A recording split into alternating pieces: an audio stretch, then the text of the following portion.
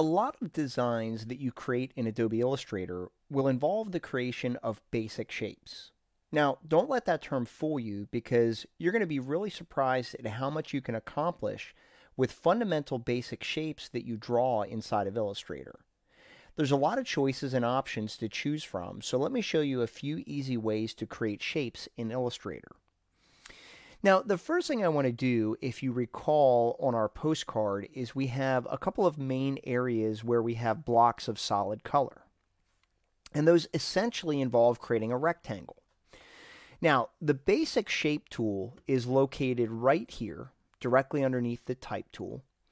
And it's important to understand that whenever you see a tool that has a little triangle in the lower right corner, it means that there are more tools that you can choose.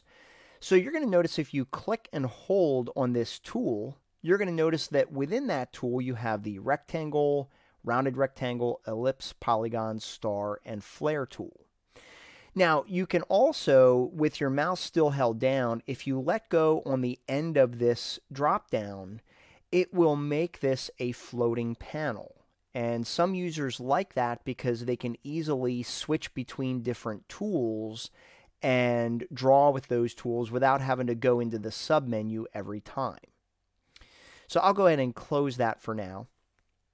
But you'll notice if you click and hold on this and you choose the ellipse tool, to draw a shape you basically click and drag. I usually draw from the upper left to the lower right corner, but it's easy enough to draw from the lower right to the upper left corner as well, or lower left to upper right, whichever you prefer.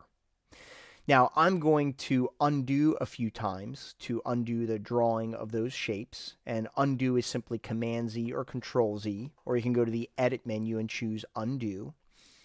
And I want to draw a rectangle, so I'm going to click and hold and grab the rectangle tool. And what you want to do is up here under the View menu, you're going to notice that you have this option called Guides, and you can see that we can hide the guides, we can lock the guides, or we can clear them if we want to. But it's important that you have your guides showing for this exercise, so that's really important. In addition, directly underneath there, I have my Smart Guides enabled, and they can sometimes help you too when you're drawing objects that are of a similar shape. So to draw with this tool, what I'm going to do is I'm going to come up here, and you'll notice when I hover over the guides here, it tells me when I'm intersecting those guides. And I'm going to click and drag until my cursor gets down to the intersection of those other guides as well. And when you have a rectangle the size that you see here, you're going to let go, and that is going to draw that rectangle for you. Now, what's really important here is you can see this in a few areas in Illustrator. You're going to notice at the bottom of your Tools panel, you're going to see these two icons that represent the fill of your object and the stroke or the border of your object as well. And whenever these two items have a line through them, a red line, that indicates that the fill and or the stroke is set to none. Okay? And you'll also notice the same thing over here in your Properties panel. You can see that right now the fill is set to none and the stroke is set to none, which basically means that the object exists, we just can't see it.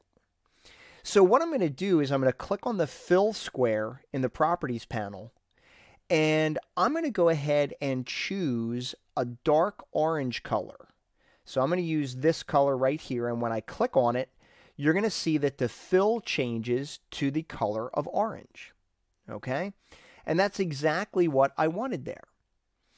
Now, if you wanted to, we could draw another rectangle, but keep in mind the rectangle that we need down here is exactly the same size as the rectangle up here. So to save some time, we can switch over to our Selection tool. That's the black arrow tool. And this is used for selecting objects. And I'm going to hold down my Option key on Mac or the Alt key on Windows, and I'm going to click on this object, and I'm going to drag it down to the quadrant in the lower left corner. And when I'm in the correct position, I'll let go of my mouse, and that's going to create a copy of that object at that location. Now, this object I want to fill with a different color. So I'm going to come up here to the fill, I'm going to click on it, and I'm going to choose this bright yellow color located right here. Now, it's important to understand that all of the swatches that we're looking at here are just the default swatches that are created when you create a new document in Illustrator. You can create your own, and you can create as many swatches as you want. Now, I'm going to create another object now, and I'm going to show you a slightly different way to do that. We have this tool over here called the Shaper tool. And the Shaper tool is kind of cool because it allows you to draw in a little bit more of an intuitive way. And so, for example, if I wanted to draw a circle, all I would need to do is, using my mouse, is click and drag to draw a really crude circle. And when I let go, Illustrator figures out that I'm trying to draw a circle and makes it a perfect circle. I'm going to go ahead and undo that. If I need a rectangle, once again, I'm just going to draw a fairly crude rectangle. And when I let go, Illustrator figures out that I want a rectangle. So if I go back to my selection tool and I click on this, by default, when you use that Shaper tool, it has a fill of gray and a stroke of black. So I want to change that. I'm going to come over here to my Properties panel and click on the stroke icon.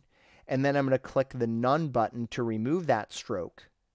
Then I'm going to click on the Fill button, and I'm going to change that color to this lime green color over here. That looks pretty good.